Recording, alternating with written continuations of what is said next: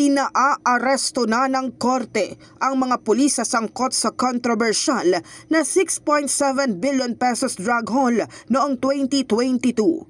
Ayon sa PNP, sa 30 pulis na kinasuhan ng Department of Justice, 29 ang may warrants of arrest na mula sa RTC Branch 44 ng National Capital Judicial Region dahil sa paglabag ng mga ito sa Comprehensive Dangerous Drugs Act of 2002.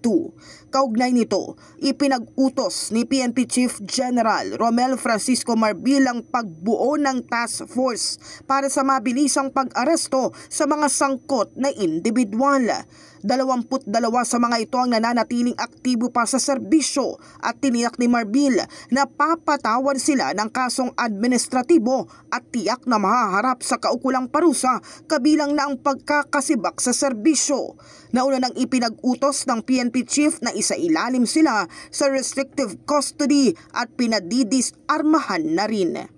In the heart of changing lives, ito si Brigada Cass Austria ng 105.1 Brigada News sa FM Manila, The Music News Authority.